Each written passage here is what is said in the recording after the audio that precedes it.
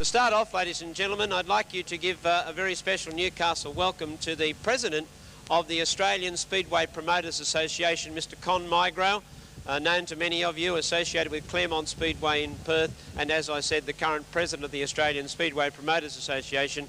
He's made the long trip across, and we thought it was fitting that he had a few words to say, and perhaps we'll give him the duty of officially opening the Australian Speedcar Championships of 1997. Ladies and gentlemen, please welcome Mr. Con Migro. Con, welcome to Newcastle. Thank you, Ross. Thank you, ladies and gentlemen. On behalf of the Australasian Speedway Promoters Association, I have great pleasure in declaring the 51st Australian title open. I wish Peter Gabriel and his staff all the very best. Drivers safe, fast and hard racing.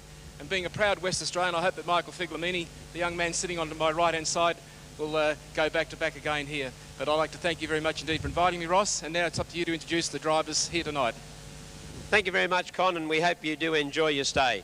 Ladies and gentlemen, the first time we've seen him here in Newcastle, he is here to defend the title that he currently holds. So please, a very big welcome to Western Australia's Michael Figlemini. Michael, welcome to Newcastle. Lovely to have you here. Thank you very much, and you know, hopefully I can put on a bit of a show and keep up with the local guys. Well, I guess you've done some homework. Yeah, the local guys very strong here at the WINS Newcastle Motordrome, but nonetheless they're here from far and wide, and no doubt you've had competition against them before. How have you prepared this week leading into this title? Well, I've just sort of gone through the car, and you know, I mean, it's a fairly new car to me. We haven't run it as much as I liked, and we've been running sprint car races back home, and you know, the car's been quick, and hopefully we can get the setup right for the weekend, and it's as quick as anything else, you know. It's just a matter of getting the setup for the track, and you know, by tomorrow night I think, you know, we should be right up there. Now the heat racing tonight, the importance for that for you towards tomorrow night? Very important, especially with the quality of cars here, and you know, there's probably more than half the cars are capable of winning, you know, and just the top 20 cars are going to be that close in lap times. It's amazing. So it's very, very important to be right up there as high as possible. Well, Michael, I understand this is a chassis you've built yourself, so all the very best of luck. I know it's a big thing to do to try and defend titles back to back, and I think probably trying to make it 3 in a row, isn't it? Yeah, it is 3 in a row, hopefully, and it is very tough. And you know, last year we won back to back and on the home track, and it did help a lot with the local knowledge, and tonight, or this weekend, will be very tough indeed. We wish you the very best of luck. Thank you. Ladies and gentlemen, the current Australian champion, Michael Figlemini. Well, we saw this guy last week, and did we see him? He was where he told us he was going to be. The current New Zealand champion. Please make him welcome, Graeme Standring. Graeme, welcome back to the Motordrome tonight. You told us last week you were going to have some fans with you. Have you got them here? Yeah, I'll just give you a chance to introduce them to you. And all the New Zealand people that are here, and hope that we're going to go well, give us a cheer. There they are. Fantastic. Now look, last week you spoke very, very confidently to us that you know, this was business. This was the business time of the season. Last week's meeting, how did it go for you in relation to preparing for tonight? Last week went absolutely to plan. I said we were going to come out here and stand on the gas, and that's exactly what we did. We won both our heat races. They inverted the top 16, and we came from there and ran third. Had a little bit of a problem at the end, and credit to Warren Eakins and Rod Bowen. They just beat me. But we've done our homework. We worked really hard yesterday, tried some different setups, made some changes, and we thought we were in pretty good shape tonight until the engine started. The car started, and now it's stopped, and we can't get it to run again. So to be honest, we're on the back foot right at the minute. If they get my car going, I've told you last week, you're going to have to sit back a bit, because I'm going to be standing on the gas, and I'll put on a show and a half for you. Good luck. Thank you very much. Ladies and gentlemen, boy, are we in for 2 absolutely fantastic nights of Speedway. Speedway racing at its best on probably one of Australia's best midget, or if you like, speed car tracks here at the WINS Newcastle Motordrome. We're set for a wonderful time. Joel, good evening to you and a happy Easter. This is the first heat. Position 1, 76, Adam Clark. Position 2, Western Australia's Graeme Jones, a former Australian champion. Car number 24. Position 3, 95. Grant Drainey from Queensland, position 4, 62. The Queenslander Johnny Davidson, position 5, 56 Jason Hendy, position 6, 83 he'll have on his whiteboard. That's the Victorian Peter Gent. Position 7, car 12, John Taylor. Position 8, 75, Rod Bowen. Position 9, the New Zealander Graeme Standring. Now, I've just been watching him on the infield. Again, his car will not fire. It won't start. And I've noticed that he's jumped into the 88 car, his second car. So he's not driving the 72 here. He'll be driving his second car, the 88. Position 10, number 10, Ron Liddell. Position 11, 42, Western Australia's Tony Scott. And position 12 to car 8, Kevin Cox. So what a thrill for our Newcastle driver Adam Clark to draw pole position and start the Prime Television Marathon Tyres Australian Speedcar Championships for 1997. Good luck, Adam. All of the Newcastle fans are certainly wishing you well in your first Australian Speedcar Championship challenge. Now the officials are waiting for Graeme Standring, the New Zealander. There's the signal from his crew to get the push car onto the second vehicle, the black 88 car.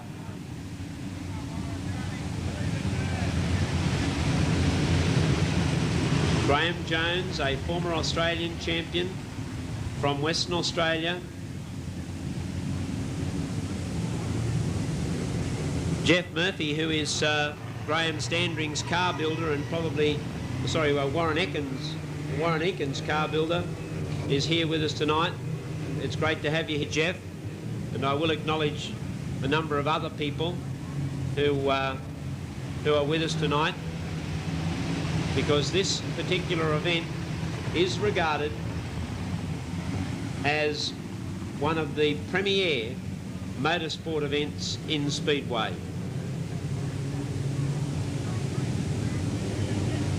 We're standing by for a start. The 1997 Prime Television Marathon Tyres 51st Australian Speedcar Championship. The flag is green and the Western Australian Graeme Jones blasted to the lead on the outside. Adam Clark went quickly up into second place. Peter Gent holds down third, and Rocket Rod Bowen is coming through. He moves through into third place. Race leader is the former Australian champ, as I said, from Western Australia, Graeme Jones. Our own Newcastle driver, Adam Clark, sitting in second place, but about 30 or 40 metres off Jones. He's really hammering at Graeme Jones. Here's Rod Bowen moving up to Adam Clark. The Victorian Peter Gent is running fourth. And then comes the New South Wales driver, John Taylor. When they get down into that water puddle on the low line in turn 2, they're slowing right down, so they'll need to be avoiding that patch. Graeme Jones avoids it. Rod Bowen got down in it. That won't be good for him. Adam Clark avoided it okay. Good battle between Adam Clark and Rod Bowen as they come into main straightaway. Yes, Clark taking a high line. You see Rod Bowen trying to sneak up on the inside. Now Bowen had a crack at him. He's got him down back straight away. Good driving from Bowen. The little mistake came from Clark, and that's all it needed for Rod Bowen to sneak through on the inside, and he's really driving determinedly here tonight. Rod Bowen in the black 75 machine has pushed his way into second spot. Sounding a little bit off though. Adam Clark back in third place, and then a long gap back to Peter Gent, the Victorian. There's 4 laps to go, and it's all Jones out in front. He really did take off as soon as the green flag fell.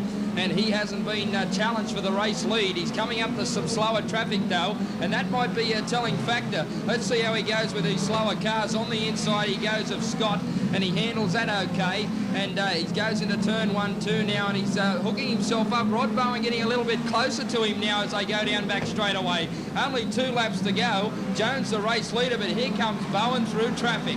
Well, Rod Bowen, as he said to us here at Newcastle last week, has started favourite for this event a couple of times and been well fancied, and he is showing us why tonight. He is right down to business. We have only 1 lap to go. Graeme Jones leads from Rod Bowen. Adam Clark still hanging on to 3rd. Then, gee, way back in 4th place, Peter Gent. Round the outside comes Graham Standring. Hasn't he turned on the gas? Well, here comes the checkered flag, and Western Australia grabbed the first points. Now, Rod Bowen was 2nd. Adam Clark was 3rd. 4th place, here he is coming into main straightaway now, the 88, the New Zealander Graham Standring. Then came the Victoria 3 of Gent, then the Queensland 12 of Johnny Davidson, followed through by the black 56 car, which is Jason Hendy. He came through in 7th place, and our first speed car qualifying round runs uninterrupted, 2 minutes 26.511 for the 10 laps.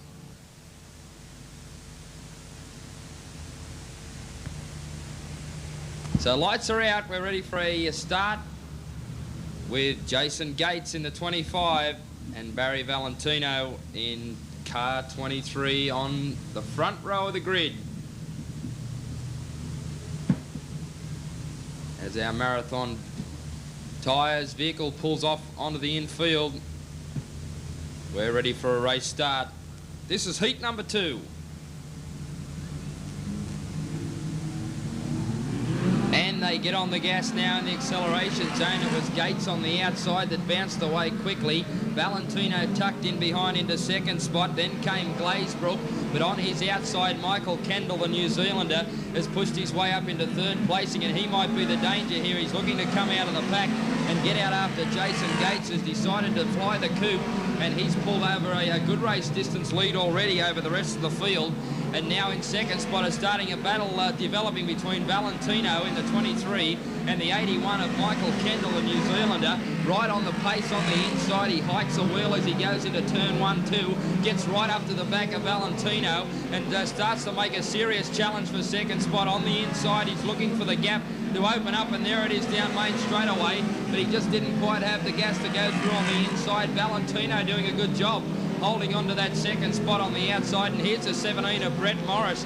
He's starting to come into the picture as well, back in 4th spot. So a real battle for the minor placings in this one. Jason Gates has decided to take off, but look at the battle for 2nd. Here's Kendall on the inside. On the outside, Valentino side by side, but Kendall got the advantage as they came down into main straightaway, and the New Zealander now grabs 2nd spot. Here comes Morris on the inside too. He plows his way in the inside. Also Glazebrook as well. So Valentino has gone through 2nd spot back to 5th in the space of half a lap. So he's wondering what's happening. In the meantime, Jason Gates comes with some of the slower traffic. Round the outside he goes of Stride in the 44 car, and it's all Jason Gates in car 25. He opened up a big lead early, and that set him up for what might be a race, a heat win here.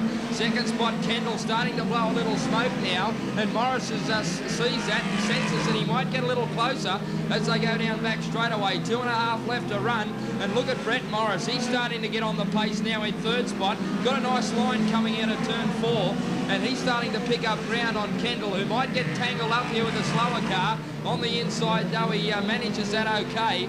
And also Morris gets through, but there's only 1 to run for Gates. He really is on fire in this one. Down back straight away he goes under the Hunter Communications timer for the very last time. He'll come out of the turn, the 25. The New South Welshman Jason Gates takes heat number 2. The New Zealander 81 of Michael Kendall will be 2nd. Then comes Brett Morris for 3rd, followed by Glazebrook, the West Australian. Valentino was next. Then across the line was Tom Watson Sr. in the WA 7. Followed by what would have been the 34 of Kipling from South Australia. And Stride in car number 44 will be the only other one to greet the checkered flag. And the records fall. This is the start. A new 10-lap record has gone to the 25. The New South Walesman Jason Gates takes out heat number 2.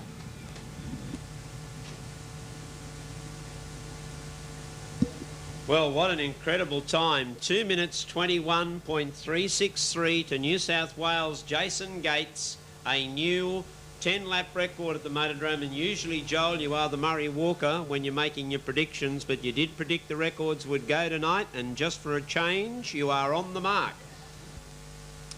Let's take a look at Heat 3, because look out. Guess who's drawn pole position 1? The current Australian champion, Michael Figlemini. Position 2, car 54, New South Wales 54, Brian Kiddle. Position 3, New South Wales 22, Darryl Cowan. Position 4, New South Wales 33, Les Porter. Position 5, Queensland 76, Darryl Bonnell. Position 6, Queensland 63, Todd Wanless, the former Australian sprint car champion. Position 7, New South Wales 32, Bob Kemp. Position 8, Western Australia 10, Ian Watts. Position 9, New South Wales 79, Darren Jenkins. Position 10, New South Wales 14, Steve Graham, and he has been on fire here at the Motordrome in the last couple of weeks. Position 11, 66 from New South Wales, Tony North. And position 12, Victoria 45, Shane Smith.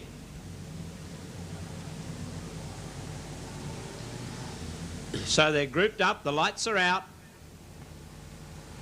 and we're looking set for a start. Watch for the current Australian champ, Michael Figlemini. There's the start, Figlemini away very, very quickly. Kiddle, oh, trouble back in the pack where the 76 car got into a bit of bother. That was Bonnell, the Queenslander. But he's not the one that's come to a halt, I don't think. It's the 32 car, and that's Kemp from New South Wales. That's Bob Kemp. He's the one that's stuck in the middle of, well, at the top of turn 1. And that's our first stoppage in the first 3 heats. So there's our first exclusion of the championships. And it goes, the honour, if you call it an honour, goes to Darryl Bonnell from Queensland. And 22 is being black flagged as well. That's the New South Wales driver, Darryl Cowan. Now, I think he's got a flat tyre. I think the reason for him being black flagged is that he has a flat tyre.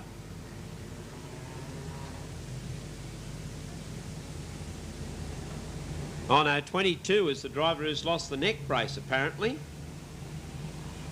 That's why he's been black flagged. He's lost the neck brace,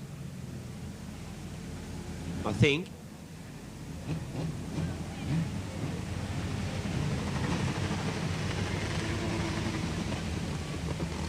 The 76 car, I believe, has been black flagged because of the race incident.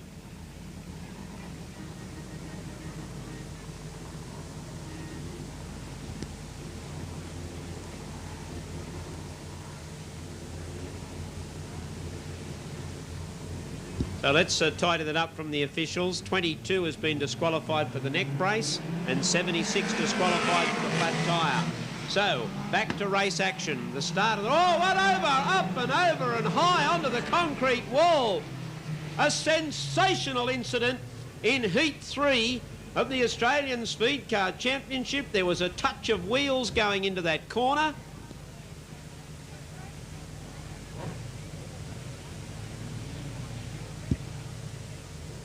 Incredible incident. Please, again, we remind you that here at the Winds Newcastle Motordrome, you must remain behind that first iron fence.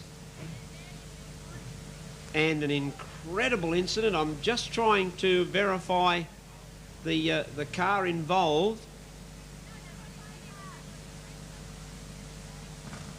But our ambulance officials are there right on the spot, running back to the ambulance itself. It looks as if they are a little concerned about the condition of the driver.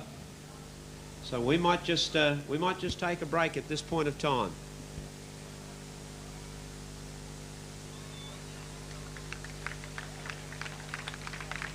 Well, he's out and okay, and thank you very much. We appreciate your applause there, and it's great to see that driver walk away. We're just trying to endeavour to get the number of the car, but it really did look like a nasty incident. He's up and walking away, and that really is great to see that no serious injury has been done. And it's Ian Watts, the Western Australian driver, and great to see that Ian is able to walk away from that. It really does speak volumes for the safety aspects of these cars. They really have come a long way.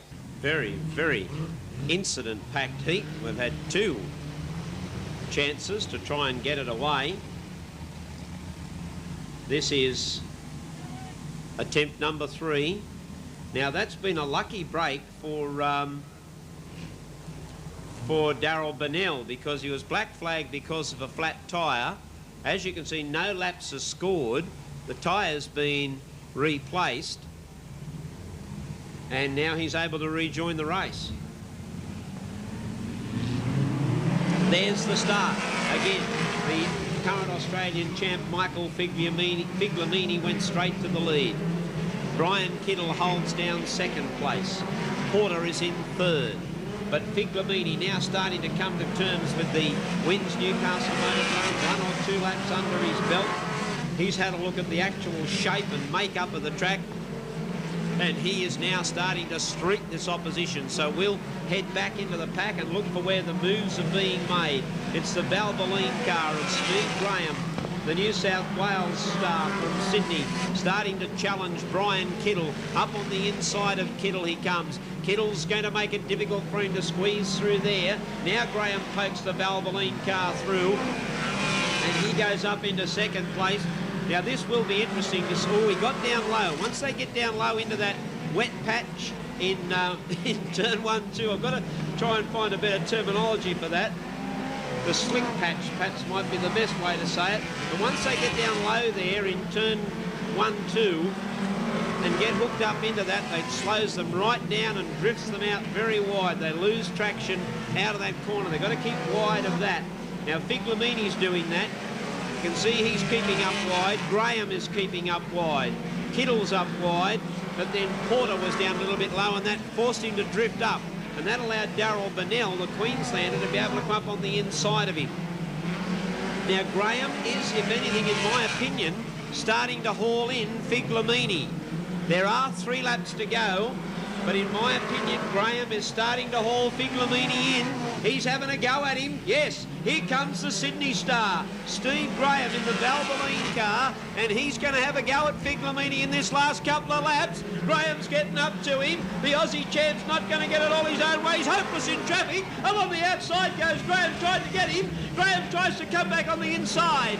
We've got Figlemini versus Graham. Graham up on the inside. Super drive by the Sydney boy. Figlemini under challenge. The Australian champ answers the call. He digs a little deeper. He finds a little bit more. And that's what makes champions. Graham's had the throw at him. He looked like he was gone in traffic. And that's what makes this guy the Australian champ. In fact, 2 times Australian champ. Brilliant drive, Figlemini under pressure.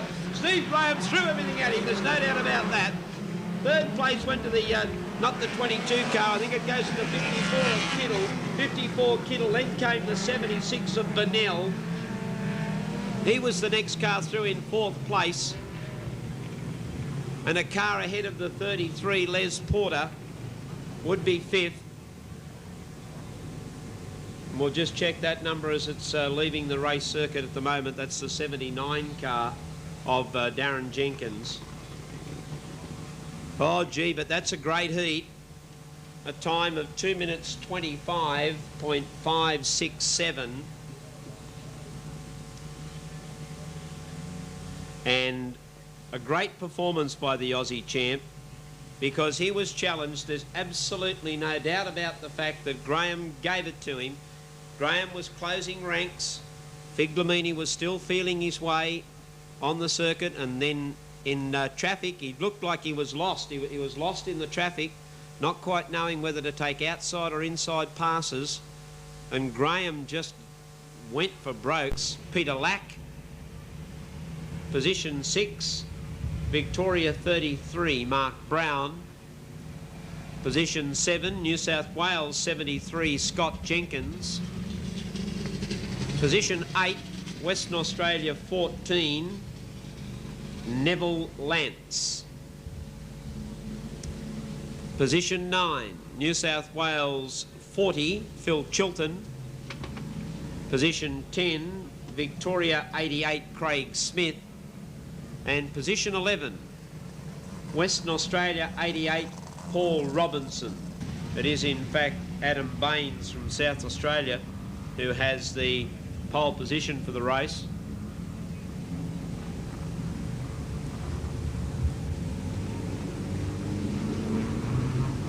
So the lights out, we're set for the start of Heat 4 in round 1 of the Australian Speedcar Championship. Robbie Farr got away brilliantly on the outside, slams his way into turn 1-2 with a comfortable lead, and having won that New South, oh, there's trouble down back straight away, one car going sideways, and that's unfortunate.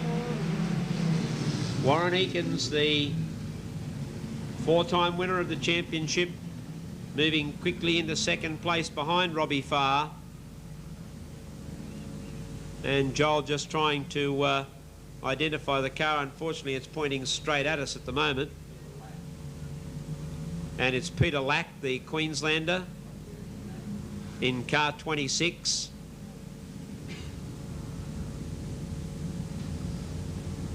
Now the cars, I believe, are back in position.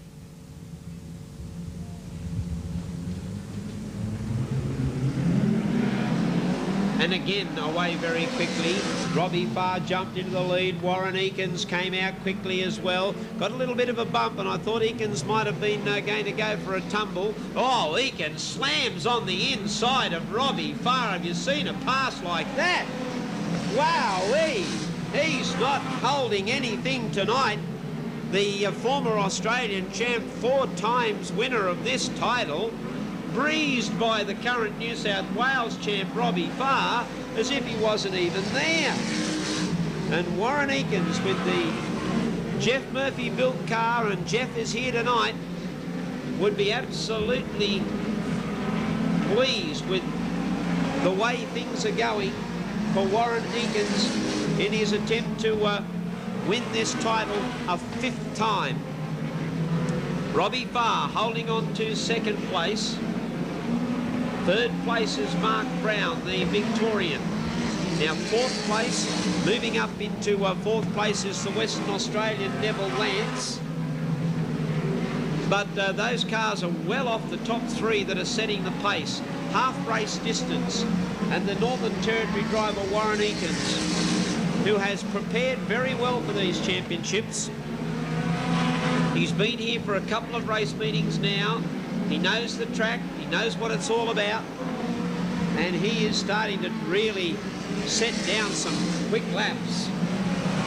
Robbie Farr staying with him, but he's not able to get back into a challenging position. But if Eakins makes a mistake, then Robbie Farr is certainly there and ready to pounce. Mark Brown is running 3rd, and there's a big gap back to Neville Lance, and then the Queenslander Peter Lack. But back into main straightaway, he sets a line that brings him out very close to the concrete wall in main straightaway. He gets out really, really wide, but he's got, I guess he's just got the foot down flat all the way. Warren Eakins, now Robbie Farr getting a little bit closer to him on the slower car, but Eakins came through on the inside. Eakins is going to come down and grab the checkered flag. The Northern Territory driver, Eakins, is first. Then came Robbie Farr. Good drive by the Victorian Mark Brown. Then came the Western Australian Neville Lance, followed by the Queenslander Peter Lack, and then came the South Australian Adam Baines. An uninterrupted 10-lap time of 2 minutes 23.444. Let's take a look at Heat 5 for you and give you the grid positions. Grid position 1, New South Wales 4, Dave Lambert. Grid position 2, Western Australia 76, Tom Watson Jr. Position 3 to Queensland 36, Sean Burrows. Position 4, New South Wales 88, Darren Rigg. Position 5 to New South Wales 7, Craig Brady. Position 6, Queensland 18, Ken Stanaway. Position 7 to Victoria O, Ray Bishop. Position 8, Victoria 22, Paul Farrell. Position 9, Western Australia 0, Mark Glazebrook. Position 10, New South Wales 9, Glenn Cox. And position 11, New South Wales 74, Alan Day. That's the field for Heat 5. Ready to go. And they get on the gas, and it was Lambert that got away quickest as they go into the first turn. Let's see how they sort themselves out. Brady's making a move in the pink number 7 car. He's trying to get up into second spot, but it's Burrows, the Queenslander, that's got second spot. Brady looks to come on the inside now. Brady, a big charger here. Lambert's got the race lead, but I don't know for how long. There's Brady, slams his way on the inside. He's looking for Lambert. Oh, one over, a couple of flips, bouncing his way into the turn and lands on the side. And a spectacular incident. Looks like it might have ripped the wheel off, did it? And it's the car number 18, Stanaway from Queensland. He's bounced his way out of turn number 1, 2 and landed on the side. Just caught the end of the incident. Got tangled up with one of the cars behind. And he finds himself stuck in turn number 2 on the side. Let's hope that he's okay. Infield officials and ambulance service right on the spot. It really did dig into the track when it went over and just bounced his way. The red lights come on, so the race has come to a stoppage. But we might take a little break here and just see what comes out of this incident. And the man involved, they were Stanaway, the Queenslander, car number 18.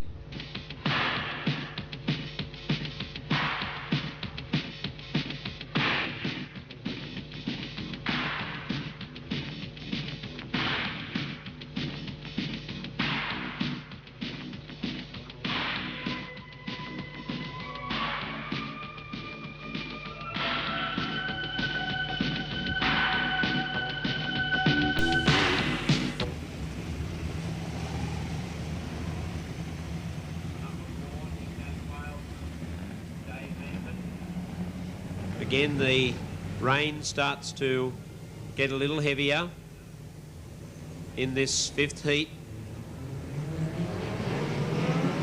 Dave Lambert sends them away, coming into main straight away, 9 laps to run in Heat 5. Moving up on the inside, Craig Brady, who goes past the Queenslander, Sean Burrows, but Burrows came back at him. And Burrows hangs on to second. Burrows tries to get up on the inside of Lambert. Lambert came back at him. Burrows got squeezed for room, backed away, and Brady was able to move up into second place. Lambert still the leader. Here's Brady moving up on the outside of Lambert, looking for an outside pass and getting it. Oh, fantastic performance by Craig Brady, who got the outside pass on Dave Lambert. Sean Burrows is running 3rd. Darren Rigg holds down 4th place, but not for long. He's dropped back, shunted back when he got down low in turn 2, hit that water, and that threw him up high on the racetrack, and it allowed the Victorian Ray Bishop to come through and move into 4th place. But it's Craig Brady who has hit the front and starting to move away from Dave Lambert, and then the Queenslander Sean Burrows, followed by the Victorian Ray Bishop, He holds 4th place. And coming under challenge 2 as he comes out of turns 3-4 for that 4th position. And the challenge is coming from the New South Wales driver Glenn Cox in the number 9 car. Bishop drifted out. Cox tried to get a little bit closer to him. Couldn't manage to put the pass on. There's Burrows getting up on the inside of Lambert. They got a touch going into turn 1-2. And Burrows gets around the outside of the New South Wales driver Dave Lambert to move into 2nd place. Lambert back to 3rd. Craig Brady is the clear race leader. The rain getting a little heavier and keeping that track moist, making it tough for the drivers now. It is tough conditions, but it's the same for everybody. They've got to try and do their best. Craig Brady onto his last lap. He looks like he's certainly going to take this race out by a big margin too. This will be the biggest winning margin we've seen so far in the heats, and it's going to go to the New South Wales driver Craig Brady. Now Brady is first. 2nd place is going to go to the New South Wales 4 of Lambert, just in front of the Queensland 36 of Sean Burrows. 4th place is going to go to Victoria O, that's Bishop. Then came Glenn Cox in the number 9 and the New South Wales 88 of Darren Rigg. The first time we have been unable to get a time for our 10 laps. And the win goes to the number 7 of Craig Brady.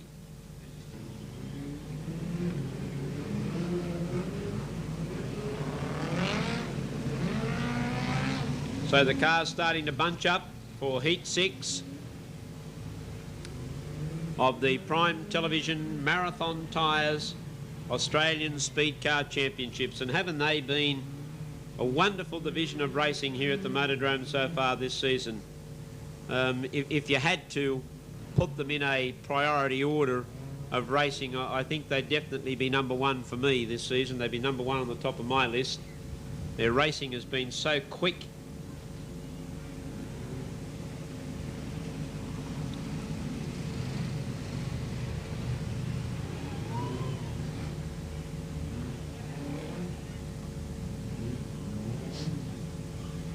Keith Giles on the pole position.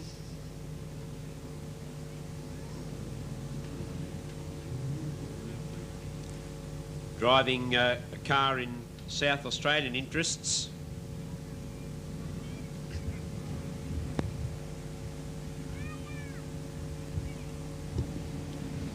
I did say that I would like to welcome some of the special guests that we have here tonight.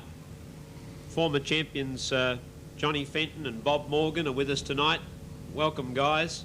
And Willie Kay from Western Springs Speedway in New Zealand, the promoter from Western Springs in New Zealand. Lovely to have you with us tonight too. Willie, hope you're enjoying what we believe is the best speedway in Australia. Away they go in heat number 6 and blasting away from the outside Paul Stanbrook. It's a little bit slick and slippery, and Keith Giles is finding that out down on the low line.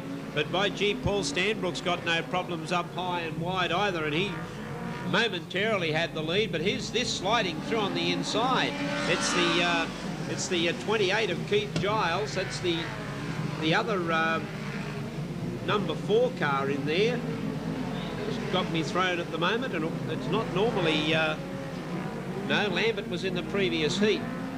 So race leader at this point of time is the 28 Keith Giles. No, it's not, it's the 20 car of Warren Ferguson. The bunches are starting to split up.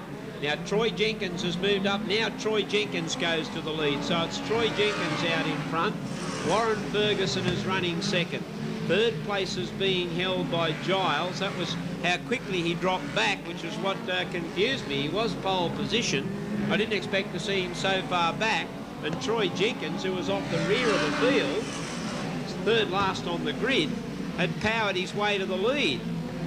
And I was trying to get my act together as to how rapidly the face of the race had changed.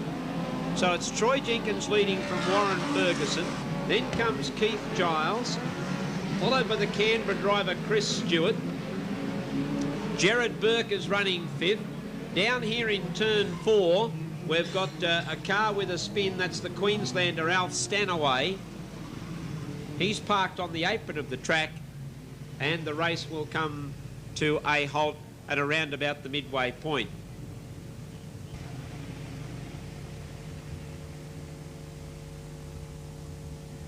Joel, a little bit of confusion is that even though car 5 has gone onto the infield, he stays in that position on the track even though he's lapped. So he was supposed to go in behind Jenkins. So there's the green light coming on, and Jenkins has powered away. Ferguson pushed out wide. This has allowed Giles to come through into second place. So the Western Australian, staying to get a better feel for the Motordrome circuit, has moved up into second. Ferguson has dropped back to third place.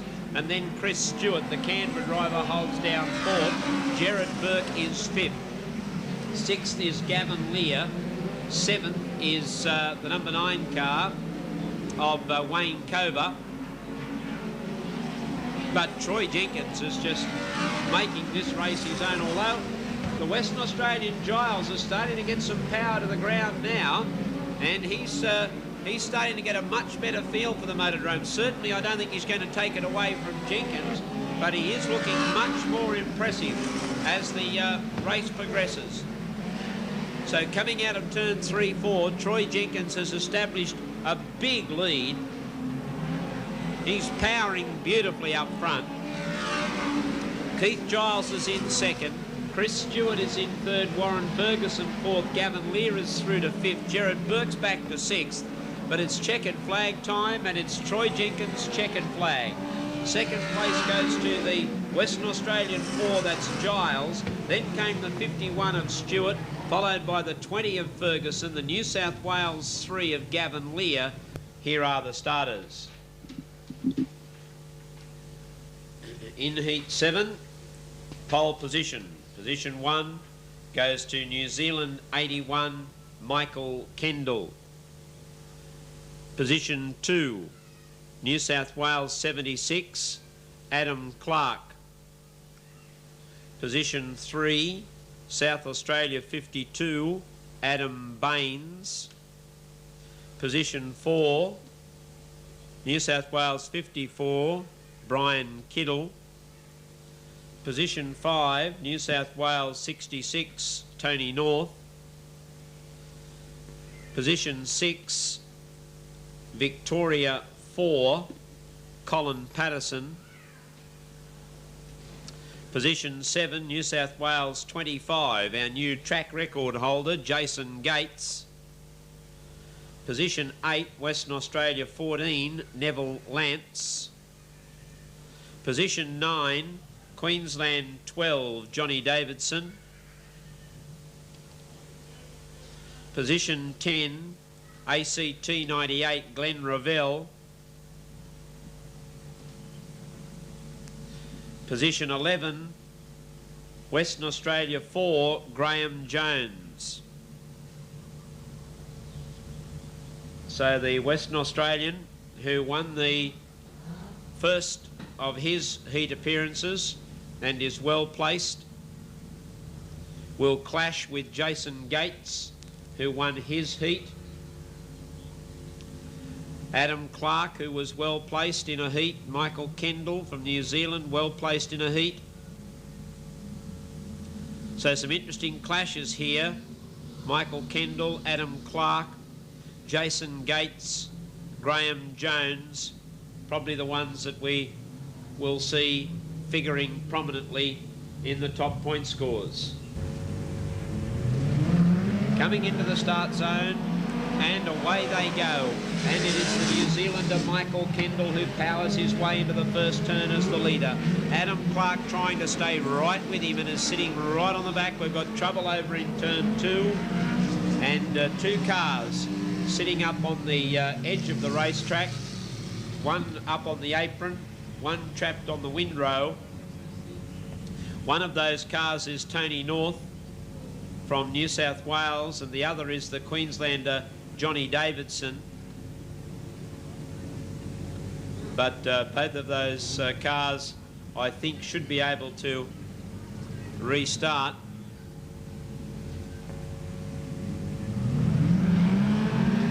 There's comes the restart. And again, the New Zealander Michael Kendall powered his way into turn 1-2 ahead of Newcastle's Adam Clark. And those two already opened up a break of something like 30 or 40 metres on the rest of the pack. Here's Adam Clark swooping up on the inside of Michael Kendall, the New Zealander. Then staying to put some pressure on back in the pack is the Western Australian Neville Lance. He has moved through into third. Oh, and here's Jason Gates starting to try and make his challenge as well. So a couple of interesting spots on the racetrack where the New Zealander Michael Kendall is holding at bay the flying Newcastle man Adam Clark. He's in second place and he's keeping the pressure right on Kendall here.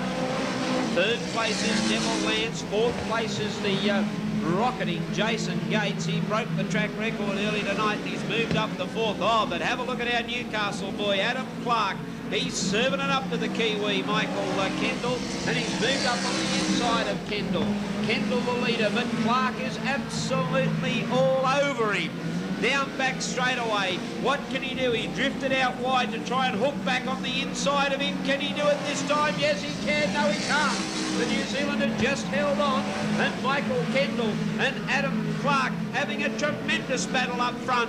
Kendall's got all the pressure on him, but he's answering the questions at the moment. Here's Clark having to go to the outside. The Newcastle flyer is on his way, and Adam Clark's chasing out after Michael Kendall, the New Zealander. Gathers him in down back straight away. Has another go at him on the outside in turn 3-4. Hooks it inside beautifully, but too much. Lost a little bit of ground. Michael Kendall, Adam Clark, Jason Gates has powered his way past Neville Lance, but we're keeping an eye on Adam Clark. Come on, Adam, let's see if we can win one of these heats. Round the outside of Kendall he comes this time. No, there's no way there for him either. Can he hook him up in the slower traffic? Kendall got to the outside. Clark's got on the inside. Got him! Got him! Adam Clark's grabbed the lead. Oh, but Kendall straight back at him. Brilliant drive by Kendall. He's got through with a lap to go. Adam Clark dived up on the inside of Kendall. Kendall grabbed him back again. Come on, Adam. One more go in the final corner. He's up on the inside of Kendall. He got him! He got him! By G, got him! Adam Clark is first. Second place to Michael Kendall. Third is Jason Gates. Then came Neville Lance, followed by Tony North. Ah, but fantastic. Newcastle fans, our Newcastle boy has done it!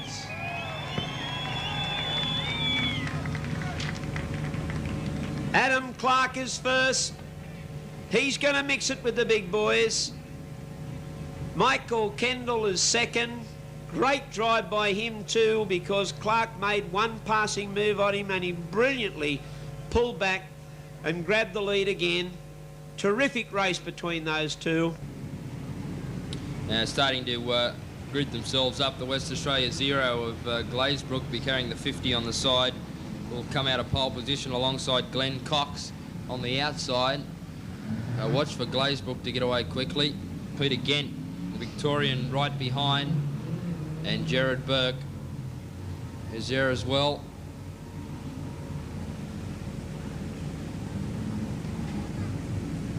Gavin Lear in car number 3 in the pack as well. Brett Morris in the 17, watch for him. He'll be one of the chargers looking to come through the pack in the early stages of the race. Lights are out. Marathon Tyres pace vehicle pulls onto the infield, indicating a start possible this time. This is heat number 8, qualifying round number 2. And away they go. They get the green flag, and Cox on the outside was away quickly. Glazebrook on the inside, but it was Cox that got the advantage. Round the outside, Jared Burke got a good start too, and he's pushed his way up into second spot and is searching for the race lead in the early stages. Glazebrook's gone back to third placing. Brett Morris already has moved his way up the 4th spot, and Morris could be the big danger here to come out of the pack. He got all untidy though, as I said that, coming out of turn 1-2, but he's moved up into 4th placing. It's all Cox out in front. Glenn Cox in the car number 9, the New South Wales driver, leads the way, but look at Jared Burke. He's driving well in this heat. He's starting to put the pressure to Cox now and get a little bit closer to him. Back in 3rd place, it's Mark Glazebrook in the 0 car. He's dropped off the pace a little and is going to come under threat from Brett Morris in the red number 17. Morris now moves up behind Glazebrook, who got tangled up there a little and lost a little bit of pace coming out of the turn. And Morris saw that too and now tries to move his way up on the inside. Gets a wheel up onto the windrow, but he just couldn't quite get his way through. Glazebrook doing a good job to hold on to third place under all the pressure in the world from the 17 of Brett Morris, searching and looking for a way through on the inside, but it's just not there for him at the moment. Glazebrook driving too nice a line and making Morris work very, very hard behind the wheel. Oh, but as I say that, Glazebrook drifted right out, and that's allowed Morris to slam through on the inside. And also Gavin Lear now is going to be starting to put the pressure to Glazebrook as well, who Lear currently holding down 5th placing. That's where the big battle is. Up front, though, it's Cox out in front, and still Jared Burke tries to give chase in 2nd spot, trying to wheel that ground back on him, but he just can't pick him up. It's been a good drive so far from Cox. He's controlled the race nicely from up front. Jared Burke hasn't been any real threat, but he's still hanging in there, and that's important because if Cox makes a mistake, he got a little closer to him there, and now he gets right up to the back of Cox and is going to try and make a throw for this race lead. It's in the dying stages, only 1.5 to go. And as they come out of turn number 4 this time, they'll see the white flag indicating only 1 more lap left to run. It's Cox out in front. Then comes Jared Burke, who's given chase nicely here. He got all untidy though there and lost any chance he had at grabbing the race win. He won't be too disappointed with 2nd though. Out of the turn they come, and Glenn Cox, a New South Welshman, takes the heat ahead of the 97 of Jared Burke. Then comes Morris, a good drive by him for 3rd ahead of the 3 of Gavin Lear. Glazebrook, the West Australian, dropped back into 5th placing ahead of the 76. Was he lapped or was he there? Not sure. I think he may have been lapped, Ross, and Valentino, the 23, the Queenslander. That's not official, of course. That's just the way we saw that up here. May have picked up 6th placing. 227.575, 227.575. The time recorded for heat number 8, and the win has gone to the New South Wales number 9, Glenn Cox.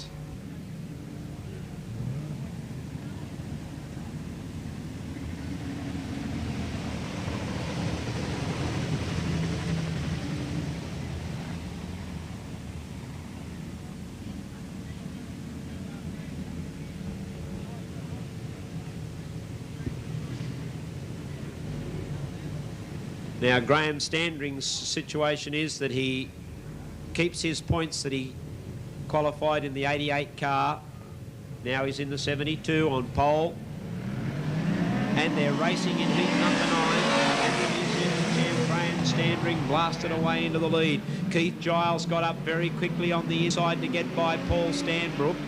And Stanbrook is back in 3rd place, but it's the New Zealand. Oh, he's not handling, the car's not handling. Gone! The car's gone. The Graham Standring car is misfiring badly, and he's having all sorts of trouble. The car is misfiring. It's missing badly, and there's trouble with the yellow car. Getting into trouble. That's Lambert. He got onto the back end of the 92 car, which is Stanbrook, and they luckily didn't get into any sort of problems out of turn 3, 4. Now, somehow or other, no, it's missing again. In fact, the Standring car is now gone. Now he's fired it back again. No, it's really playing up on him. Gee, they must be so frustrated. And he can't get back into the 88 car, I'm now informed. He's either got to keep the 72 going, and he can't do that. Gee, that is rotten luck for the New Zealand champion. He's out of the race. Our race leader is now Keith Giles. Rocket Rod Bowen is out of the pack and up into 2nd. Paul Stanbrook is 3rd. Steve Graham is 4th. Then comes Dave Lambert in 5th place. Oh, driver getting up very, very high on the concrete wall. And that was the 63 car of Todd Wanless. Somehow or other, he kept it back down on the racetrack. Now, Keith Giles is leading, and leading reasonably comfortably from Bowen. Bowen's starting to try and haul him in. Then Stanbrook and Graham. Steve Graham cannot get by Stanbrook. Just cannot work his way past him at all. Still the Western Australian Giles has the lead. Bowen still in second, Stanbrook third, Graham fourth, Lambert fifth. And then the Victorian car of Farrell. But Giles has one more lap to go. Rod Bowen's getting a little bit closer to him as they come out of turn 2. But seemingly the Western Australian is going to be able to score up the big points here. And WA4 Giles is third. Rod Bowen finished on very strongly for second. That's a good sign for him. 92 Stanbrook. Then the New South Wales 4 of Lambert. Then the 22 car, the Victorian 22. And somehow or other Graham dropped out of calculations in those last couple of laps. He must have suffered a problem as well. So it's WA4 of Keith Giles, who is first, and his winning time, 2:27.219. Second place to the 75, New South Wales, Rod Bowen. Third place to New South Wales 92, Paul Stanbrook. Fourth place to New South Wales 4, Dave Lambert. Fifth place to Victoria 22, Paul Farrell.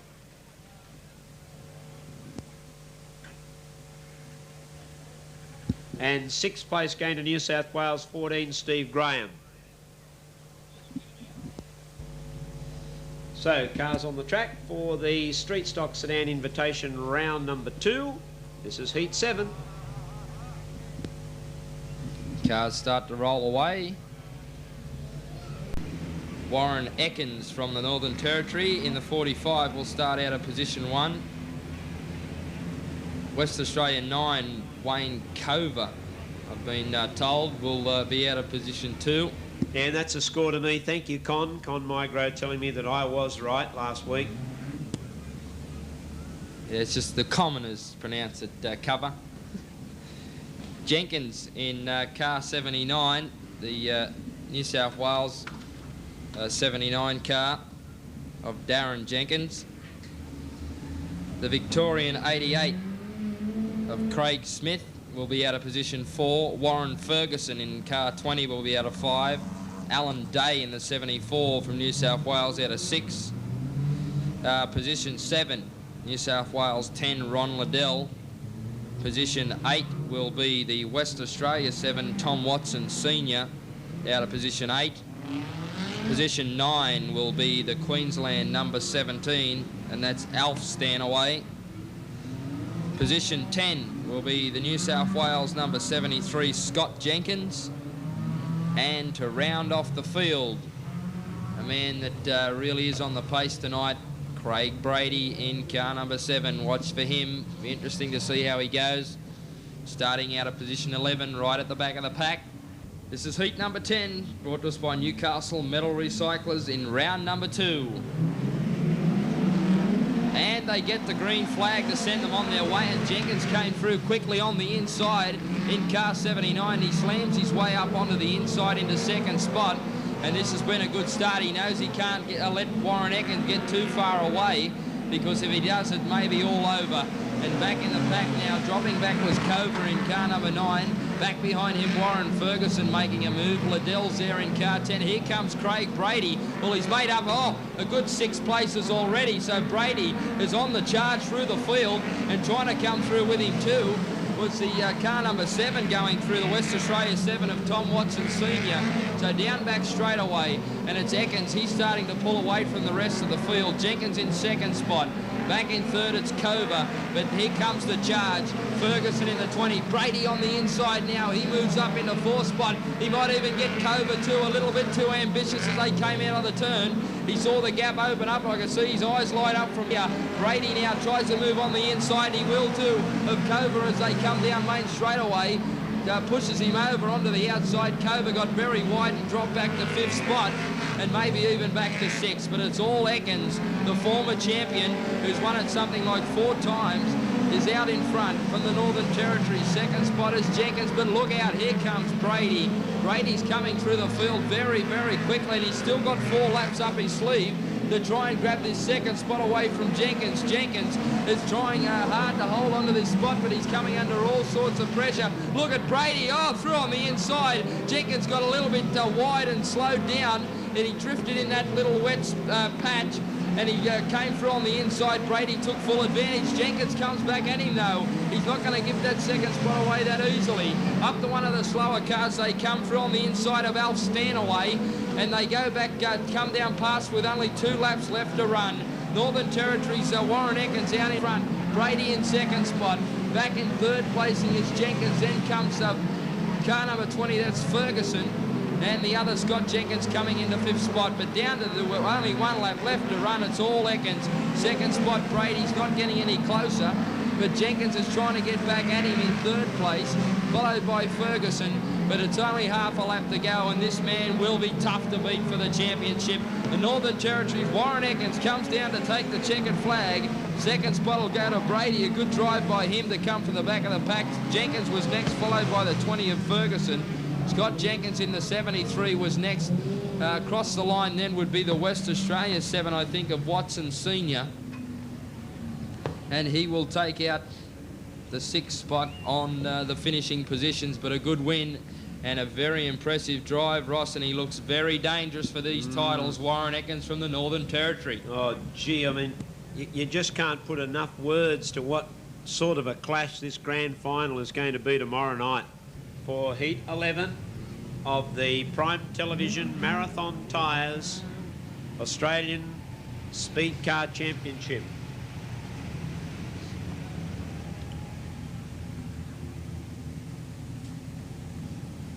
We've got David Stride and Jason Hendy on the front row of the grid. The current Australian champ sitting back in position 5.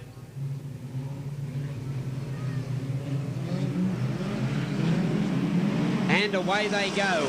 Getting away well on the front row of the grid was Hendy. Trying to go out with him quickly was the 51 of Chris Stewart high up on the track.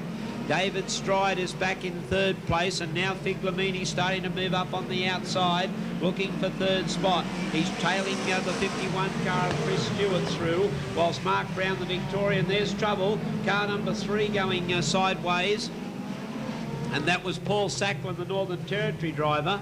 Now, he went backwards for something like 40 metres, rolling backwards, and then the car that's tilted over onto its side, which we cannot see the number on at this stage, collided with him simply because he had nowhere to go. The car just kept running backwards in front of him. He couldn't steer away from it and tipped it over on its side. And it is the 22 car of Darryl Cowan. So Paul Sacklin is out and out of his car, okay. He just went for about 40 metres backwards. And unfortunately, Darryl Cowan, with the Northern Territory driver Sacklin just rolling backwards and backwards and backwards in front of him, had nowhere to go. He was just ran out of room, and they collided, and he tipped over onto his side. And on the outside, again, Jason Hendy went very quickly. Now, a car got into trouble. It was the Western Australian Ron Glazebrook, and he dropped right back to 2nd last place. But fortunately, everybody else was able to get around him. But Figlemini did get balked. There's a spin. Mark Brown is again... No, that's Mark Brown up there. It's the Les Porter 33. The New South Wales 33 of Les Porter's had the spin, and he will now be sent infield.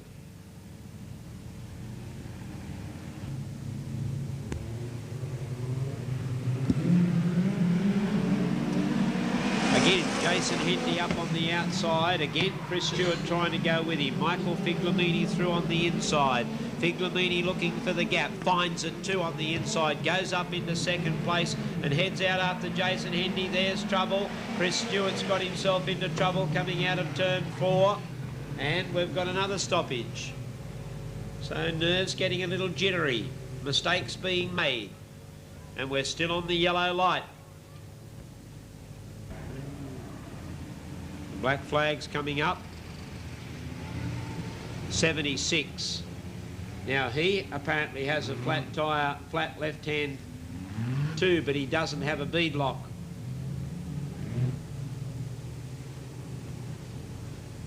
So the officials are not permitting him a start, but they are permitting Mark Brown a start because he has the bead lock on the car. There's the restart. Michael Figlemini bounces straight into the lead in this small 6-car field for Heat 11 because we've had quite a lot of attrition, and in fact Chris Stewart is now pulling out of the race. We're only left with 5 cars. Michael Figlemini, Robbie Farr getting through on the inside, the current New South Wales champ. Can he pull some ground back on the current Australian champ Figlemini? Well, not at this stage, and the 3 drivers behind Michael Figlemini are starting to bunch up. Robbie Farr, Jason Hendy and the Victorian Mark Brown, who's staying right in touch with Hendy. The only other car circulating, and it really is only just doing that, is Dud Lambert from South Australia. 7 laps to go for the current Australian champ, Michael Figlemini. Not quite as an exciting a heat as he was confronted with Steve Graeme previously, but he is showing us that he's really settling into this Wins Newcastle Motordrome racing shape, the shape of the track. But Robbie Farr is slowly but surely starting to gain some ground on him. Now, this is what Steve Graeme did in the previous heat, and Robbie Farr, the current New South Wales champ, is showing that he can peg some ground back on the current Australian champ too. But Figlemini certainly answered the challenge that Steve Graeme threw out at him, and I would not be surprised at all that he won't answer the challenge of Robbie Farr. And look out, there is going to be a challenge. Robbie Farr is now right on the tail of Michael Figlemini, up on the inside, and got him. Oh, a super pass by the New South Wales champ. Take that, he said to the Australian champ. Now let's see what Figlemini's got. Can he find something now? He did when Steve Graeme got him, and now he's got to do it. Robbie Farr's got him. Up to Robbie Farr, he tries to come again, but Farr snuck the break. He's going away from him. Robbie Farr is pulling away from Figlemini. Well, Robbie Farr, who seemed to be just taking his time and was happy to stay with Figlemini, but I'm worried about whether Figlemini's running at full speed.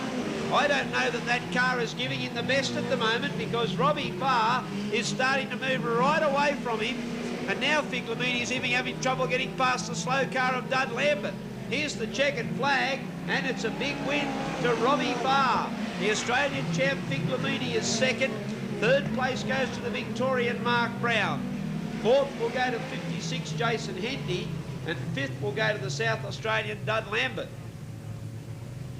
227.309, and the New South Wales champ Robbie Farr has knocked over the Australian champ Michael Figlemini, and he did it from behind. Third place to Victoria 33 Mark Brown, fourth place to 56 Jason Hendy, and fifth place to South Australia 5 Dud Lambert. 227.309.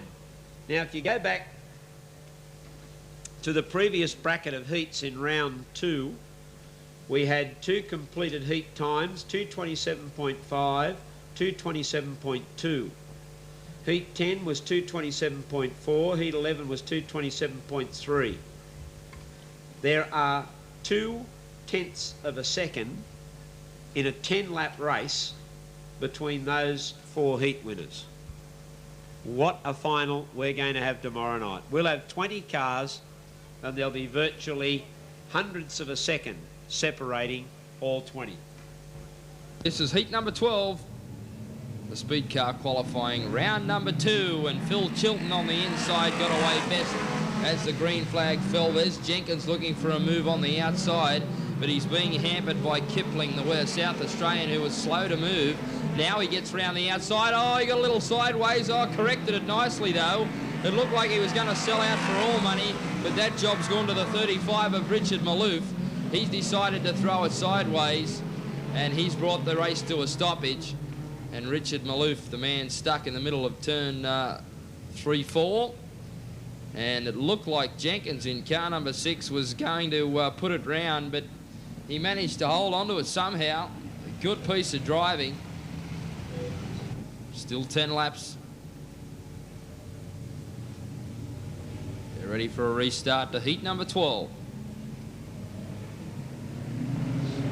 And Chilton once again got away quickly. Oh, a bit of pushing and shoving back towards the tail, but they managed to sort themselves out okay, and it's Phil Chilton who's got the race lead. Getting up into second spot, Brett Kipling, and powering his way up on the inside to move up into third placing is the driver in car number 36, and that's Sean Burrows. He's managed to move into second spot. There's Troy Jenkins being squeezed out for room. Trouble though, the 22 car has just gone headlong into the concrete wall and looks like it might bring the race to a stoppage. Oh, trouble, a couple over. Jenkins is involved. Another car on the lid in turn number 4. And a little bit of action. I was watching the car 22 that got stuck on the track up against the concrete wall. And back down in turn number 4, it's Troy Jenkins in car number 6. We can see him just waiting to pick up the other cars who were involved. Just can't quite pick up the numbers on the vehicles, but I dismissed the incident. I was looking at the 32 car, I think it was, of Bob Kemp. He got stuck on the concrete wall, and it couldn't look like he wasn't going to be able to get off. And then we're just waiting for the car to be put down on all fours to pick up the number of that driver involved. We know Jenkins is there in the 6 car. Yes, there was a 0 Ray Bishop in car 0. The 58 car is the other one involved, Paul Robinson from Western Australia. And the other car back onto all fours. Maybe Bishop, Ross thinks, in the 0 car, so that would be the Victorian Ray Bishop. In the 0 car, looks like the man that's gone over onto the lid, ended up greasy side up in turn number 4. Looks like he's okay. Cars have been restarted. A little bit of carnage in this event as well, as the pressure starts to mount. Lights are out. We only have 4 cars left.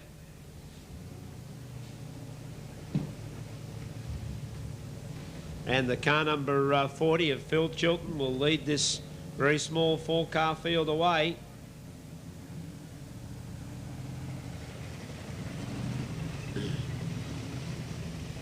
The witch's hat's going out.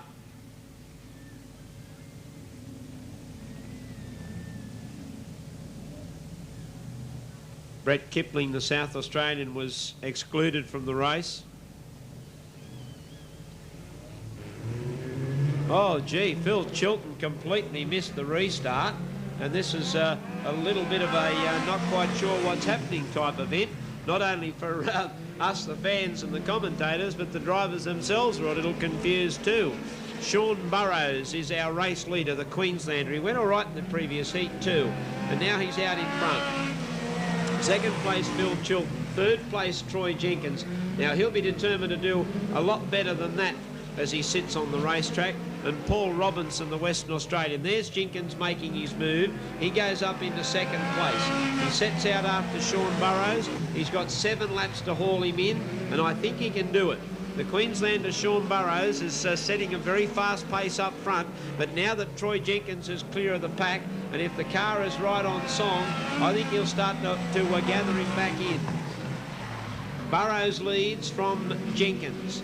Then comes Chilton and Paul Robinson, the only 4 cars left in this heat number 12.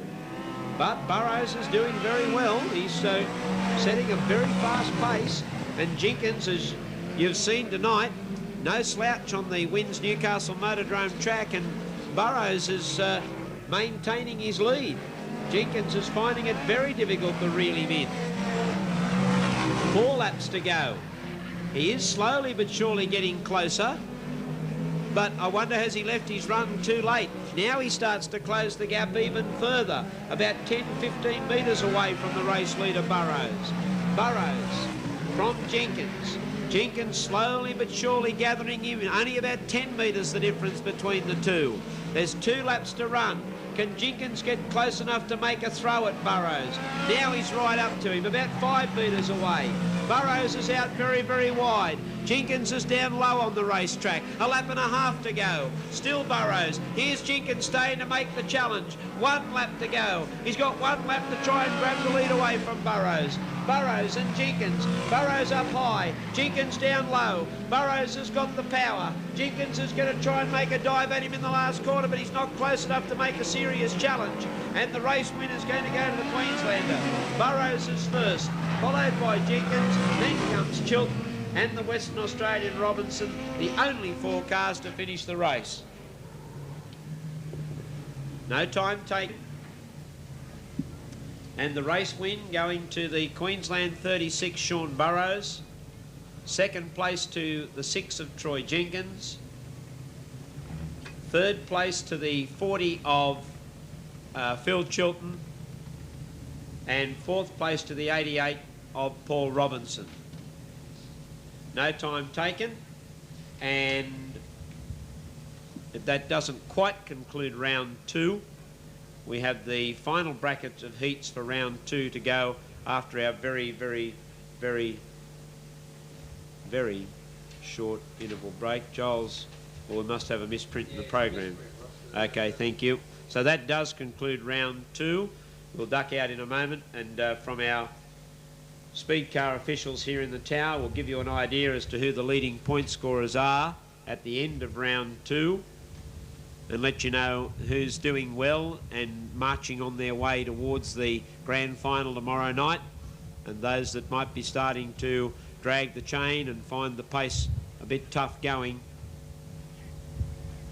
And we now move into qualifying round number 3.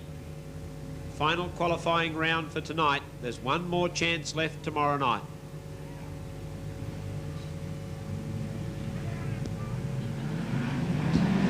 Away they go. A little bit of a bump at the start with Graeme Standring, the New Zealander, but he looks as if they've done some work on this car now, and hopefully it'll all hold together for him, because he's rocketed to the lead and he needs victories now. He desperately needs wins to get him through directly to the grand final. Otherwise he'll have to compete in that sudden death repechage. So the New Zealand champ Graeme Standring's got it all together. He hopes that everything will now start to go his way.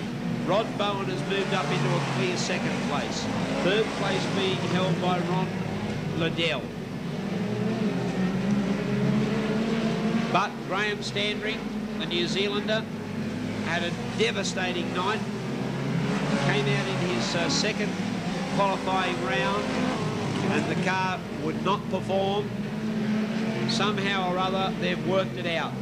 They've started to make it happen, and he's starting to move away from Rod Liddell. Now there's a bit of a bunch up of cars with Kevin. Oh, Kevin Cox nearly tipped over. He very nearly tipped over going into turn number 1-2.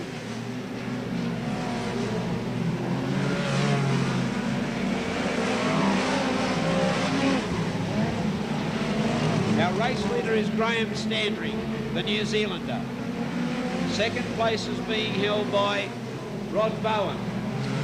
3rd place to Ron Liddell. 4th place now Jason Hendy.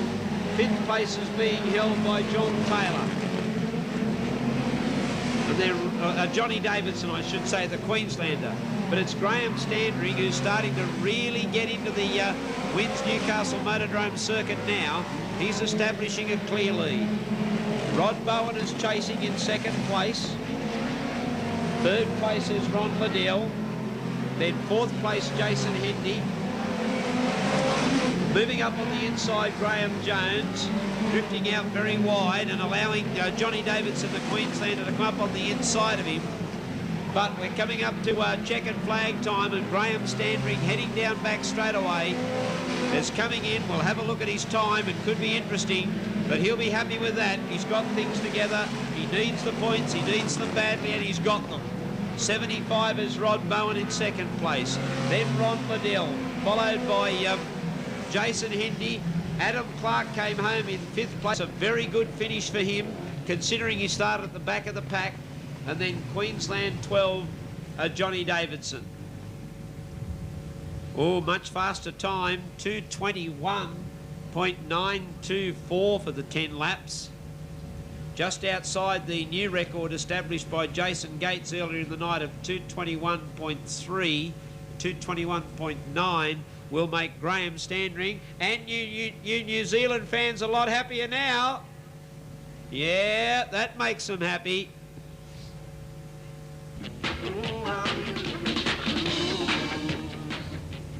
Okay, heat number 14 on the track.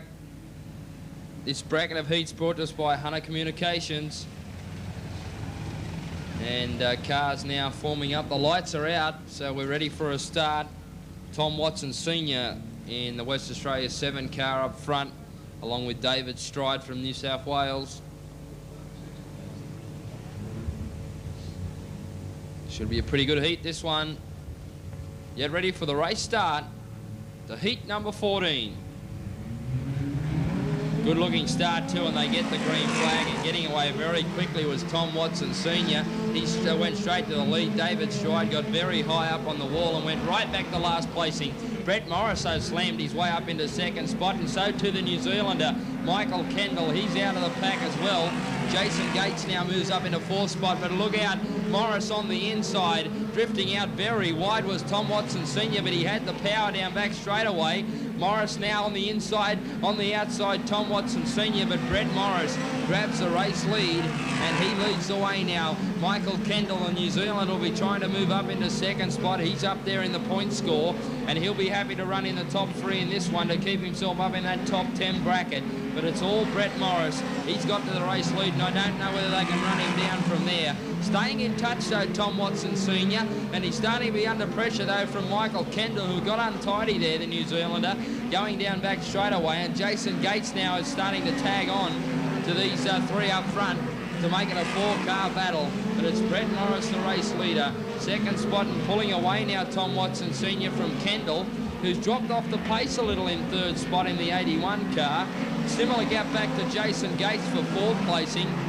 Then we go right back behind them to the 34 car of Brett Kipling, and the other car in it, Barry Valentino, and they make up the 6 cars left out on the racetrack. There's Morris getting the wheel up onto the inside. The second spot, still holding on, is Tom Watson Sr., doing a good job, the West Australian, in second spot. Then comes Kendall, the New Zealander, and followed by Jason Gates, who's just a little off the pace at this time. 3 laps left to run of the Motordrome circuit, and Brett Morris has done the best of it. Tom Watson Sr. still sticking in there. He's a similar gap. He doesn't seem to be making up any ground, nor does Michael Kendall in third placing, the New Zealander. He doesn't seem to be picking up any ground on the second place getter, Tom Watson Sr., and they're running pretty pedestrian with Jason Gates back in fourth place. There's only 1.5 to go. Coming out of turn number 4, they'll see the white flag indicating just the 1 lap left to go. Here comes Tom Watson Sr. making one last throw, but he's not going to get him. Brett Morris has driven a good race in this heat. Second place is Watson Sr., then comes Kendall, followed by Gates, but out of the final turn to grab the checkered flag, and Brett Morris picks up the maximum points ahead of the West Australia 7 of Tom Watson Sr., followed by the New Zealand 81 of Kendall. Then came Gates in the 25. The 34 next across the line was Brett Kipling from South Australia. And the final car, and the only other car in the race, the 23 of Barry Valentino from Queensland. So the cars have been pushed away and fired up for heat number 15. And Shane Smith from Victoria and Tony North from New South Wales share the front row of the grid. Look out for that car in grid position 3, Steve Graham. Doesn't find himself in the top 12 at the moment.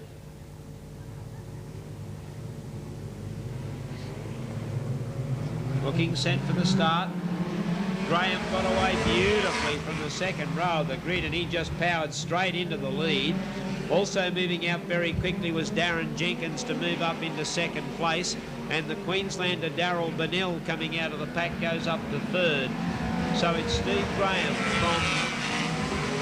There's the Michael Figlemini moving up quickly too into third place on the inside of Bennell. from the back of the pack to get in behind Darren Jenkins. So Steve Graeme, Darren Jenkins, Michael Figlemini, then Darryl Bennell, followed by Todd Wanless, the former Australian sprint car champion. Into main straight away, 7 laps to run, and it's all the Valvoline car number 14 of Steve Graeme. Leading comfortably from Darren Jenkins. The Western Australian Michael Figlemini is out of the pack. He's got clear racetrack, but not making up any ground on Jenkins or Graeme. Darryl Bennell, the Queenslander, followed by his Queensland compatriot Todd Wanless. And then comes the New South Wales 33 of Les Porter, and then Brian Kittle. But with half race distance complete, Steve Graeme leading comfortably. Darren Jenkins not getting any closer to him. He's about 50 metres back. Then another 50 metres back to Michael Figlemini, who's not getting any closer to Darren Jenkins. Then there's a break to Darryl Bennell from Queensland and Todd Wanless from Queensland. Then Brian Kittle and Les Porter. Into main straight away, 3 laps to run, and Steve Graeme still maintains that advantage over Darren Jenkins, not getting any closer to him. Michael Figlemini, I think he might have just decided, all right, well, no good pushing things too hard. This 3rd placing will keep me up in the top 10 or 12. Then there's a break to Darryl Bennell and Todd Wanless.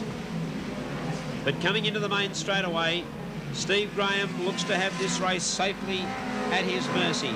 Darren Jenkins is getting a little bit closer, and then the Australian champ Michael Figlemini. Todd Wanless has got through on the inside of Darryl Bennell to get 4th place away, but the checkered flag is out, and Steve Graeme wins from Darren Jenkins. Then comes Michael Figlemini. Todd Wanless is next. Darryl Bennell the next car through. Then comes Brian Kittle, followed by Les Porter. 2:26.604, the time recorded for Heat 15 of the Prime Television Marathon Tyres Australian Speed Car Championship. Starting to grid themselves up. Lights still flashing. This final bracket of heats in round 3 brought to us by Prime Television. We can catch home and away weeknights, 7 o'clock. And the Marathon Tyres pace vehicle leads them off. The lights go out. Watch for Robbie Farr towards the back of the pack to try and make up ground. Craig Smith and Paul Robinson will take away the field. This is heat number 16, round 3 of qualifying. And a green flag falls, and getting away quickly from the second row of the grid and flashing up on the inside was Neville Lance. He goes straight to the race lead, the West Australian. He's got a bit of toe, this Neville Lance, and he's not afraid to keep the foot planted flat to the floor, and he's grabbed the race lead. Second spot bouncing in is the Victorian driver, the 33 of Mark Brown on the inside. Neville Lance looked like he might have put it over there for a minute. He hiked the front wheel, but he's managed to keep it under control. But you see that front left-hand wheel getting off the ground as he goes into the turns. Looks very, very spectacular. But he's dropped back to 2nd placing. Now getting out of the pack up for 3rd, the 73 of Scott Jenkins. He's clear of the field and making a move to Robbie Farr. He's going round the outside, and he's moved quickly up into 4th placing, although he got shut off on the inside by the 58 car of Paul Robertson, who had on the pole position. But he's dropped back through the field. Now Robbie Farr through on the inside and took his wheel out. The front wheel of Robertson's car's gone, and he goes onto the infield. Back up front, and the race leader starting to skip away with this one, and it's the 38 of Mark Brown. He's really started to pull away from the field. He leads the way. 2nd spot is Neville Lance, who had the lead momentarily. Back in 3rd place, Scott Jenkins, a New South Welshman. And Robbie Farr now starting to make up ground. And also Warren Eakins too, who, as Ross mentioned, is the current points leader. But there's only 4 to go, and the race leader's Brown. Yeah, Mark Brown, the Victorian. Now he's got his nose in front. Oh, he got a bit tight in turn 2 and gave it a little bit too much power. Second place at the moment is being held by Neville Lance, the Western Australian. Then comes Scott Jenkins. Robbie Farr's getting a little bit closer to Jenkins, and then Warren Eakins, followed by Phil Chilton. But coming into main straight away, there'll only be 2 laps to go for the Victorian, and gee, starting to look good. Mark Brown, the Victorian, leading away from Neville Lance, Scott Jenkins. Now Robbie Farr getting up to Jenkins on the inside. Oh, couldn't quite come through there in turn 2. And Jenkins hangs on to 3rd place. This is Scott Jenkins. Robbie Farr hangs on to 4th. And Warren Eakins not getting any closer to them in this one. Now let's have a look at this battle for the minor placings as they're on their last lap. They've got the white flag. Here's the checkered flag coming up to the Victorian Mark Brown. He grabs the checker. Second place is going to be close. It's going to go to the Western Australian Lance just in front of Jenkins, followed by Robbie Farr. Then came Warren Eakins from the Northern Territory, and then Phil Chilton.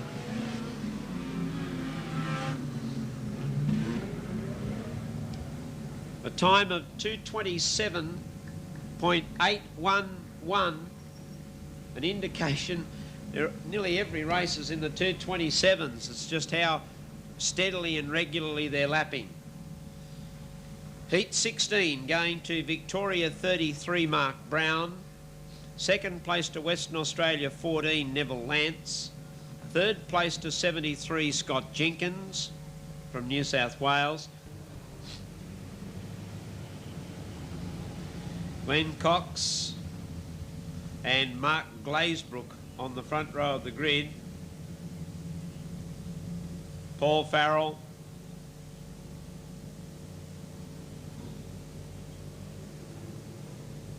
Watch for Craig Brady with the pink car. Oh, a scrambly start. That's one of the... I think Glazebrook might have some trouble. I think the car's misfiring on him, the 0 car. He was the one that held up the start, but I think the car might have misfired on him coming out of turn 4.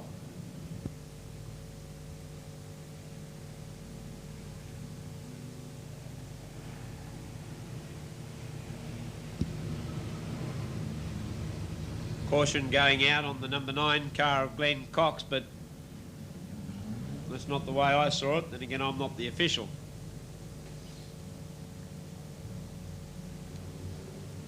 So the lights are out again.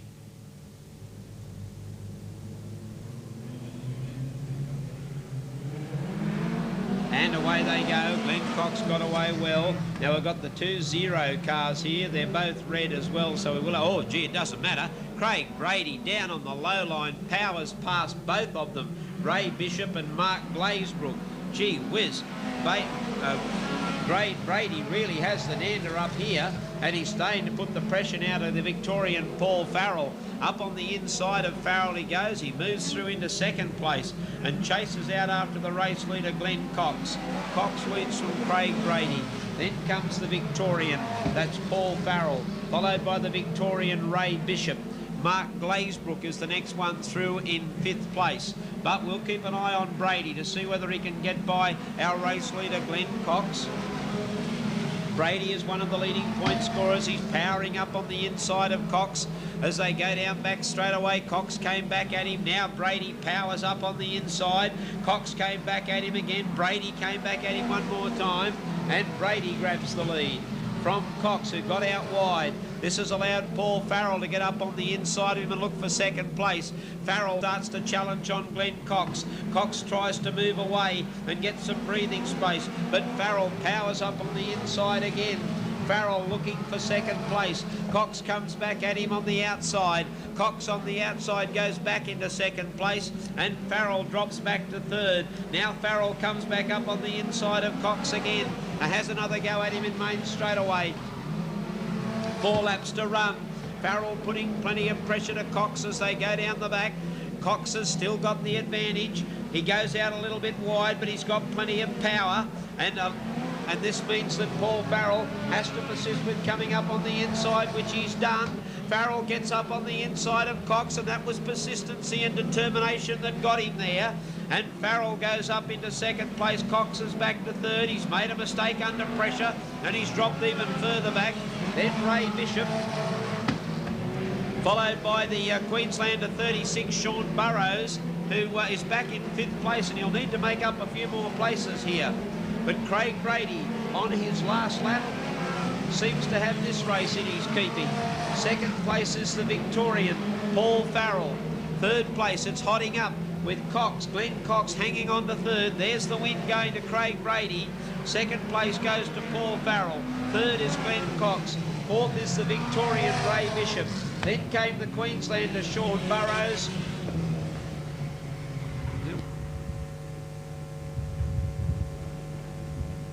Yes, and then the 4 of Dave Lambert coming across the line in 6th place.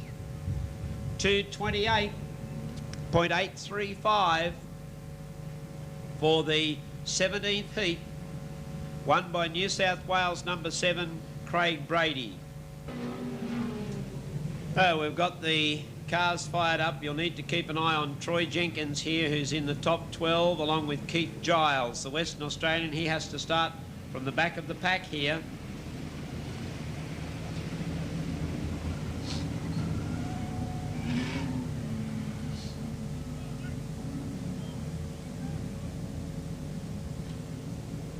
Getting set, the lights are out. Stand by for a start.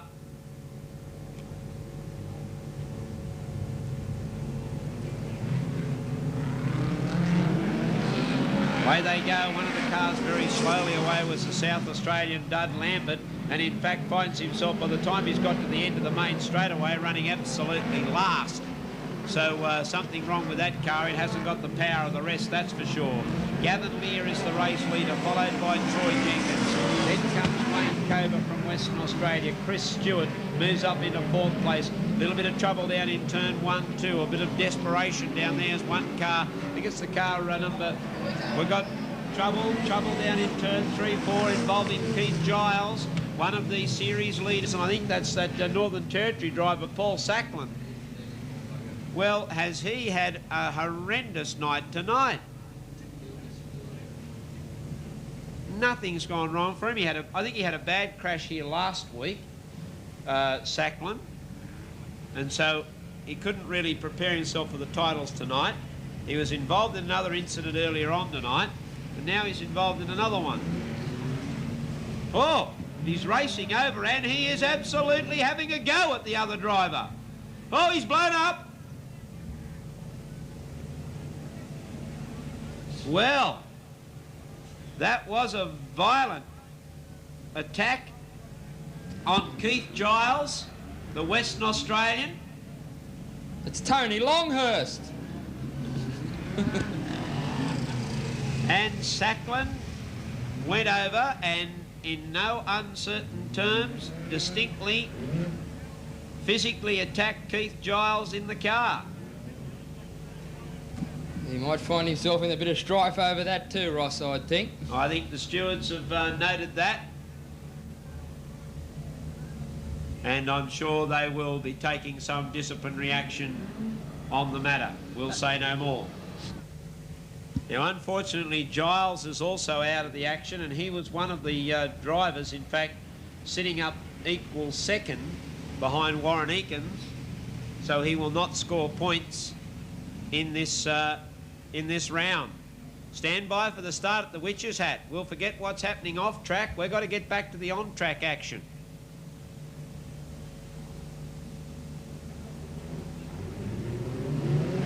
There's the green light on, and away they go. Gavin Lear got away quickly. He doesn't want too much pressure put on him early, but Troy Jenkins has decided he's going to do that. He's going to put the pressure right on him in this lap. Up on the inside goes Jenkins. Back on the outside comes Lear. Gavin Lear hangs on to the lead. Troy Jenkins is running second. 3rd place is being held by the Western Australian Wayne Cover. Warren Ferguson's got up the 4th. Chris Stewart is running 5th. But we'll keep our eye on the top 2 cars, because that's where the action is. And Gavin Lear is managing to hold out the attack of Troy Jenkins for this race lead with 7 laps to go. The 2 Sydney-siders, 2 drivers who have done a lot of racing here at the Winds Newcastle Motordrome. They know the track. They know how to power around it, and Gavin Lear and Troy Jenkins lead away from the Western Australian Wayne Cover. Warren Ferguson's moving up the Cover. He's trying to have a crack at him on the inside. Then comes Chris Stewart. But into main straight away, Gavin Lear still trying to hold Troy Jenkins at bay. A gap to Wayne Cover, he can't get any closer to them. And Warren Ferguson trying to put the pressure on Cover. There's trouble down here though in turn number 4 when Dud Lambert has gone sideways in car number 5.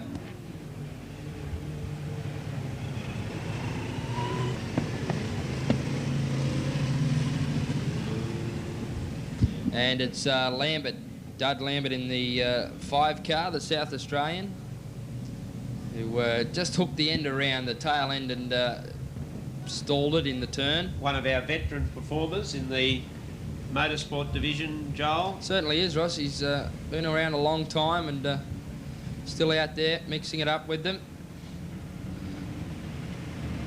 So too Wayne Cover, Ross. He's come back from something like 12 months out of the race action, and he wants a crack at these titles too. Lights are out for the restart. Gavin Lear, watch for them to jump on it near the Hunter Communications timer. Now Lear hits the accelerator and away they go. Jenkins now, they tuck down on the low line. They come past the green flag waving, and it's Gavin Lear, the race leader. Troy Jenkins in second spot, getting a bit closer to him. He'll look for a position on the inside, but he can't get it there. Got the wheel up, but it's no room through there. Gavin Lear's got all angles covered so far. Now he got a little on the inside. He might get him down main straight away. Gavin Lear, the race leader. Jenkins in second spot. Ferguson back in third, and then comes Wayne Cover holding down fourth spot. But look at Jenkins go on the outside now. He'll switch back down on the inside of Lear, and Lear got a little sideways, and that's all he needed. Jenkins came through on the inside. That one tiny mistake from Lear has cost him the race lead, and down back straight away with 2.5 to go. Jenkins leads, but Lear will come back at him in second spot. He's not going to give up that easily. Back in third, it's Ferguson, followed by Cover, and back behind them, Stewart in the 51. Down back straight away with 1.5 laps left to run, and Troy Jenkins, he wants to finish the night on a winning note, and he's well on the way to doing that. 1 lap left to run, the white flag's out, and Jenkins has got control of this race with the last couple of laps only remaining, and he's starting to pull away from Gavin Lear in second. Then comes Ferguson, but they'll come out of the turn for the very last time to grab the checkered flag, and the win goes to Troy Jenkins in car 6. The 3 of Gavin Lear second, close for third, but I'd give it to Ferguson, just ahead of Wayne Cover, who dove on the line and tried to grab him. 5th spot will go the 51 of Stewart. Then next, I think it was Stanbrook in car number 92, picking up 6th placing. No time recorded due to the race stoppage. But our final heat for the night, heat number 18, the win has gone to car number 6, Troy Jenkins. So New South Wales, Troy Jenkins first in heat 18. Second place came to New South Wales 3, Gavin Lear. Third place to New South Wales 20, Warren Ferguson. Fourth place to Western Australia 9, Wayne Cover. Fifth place to 51, New South Wales 51, Chris Stewart. And sixth place to New South Wales 92, Paul Stanbrook.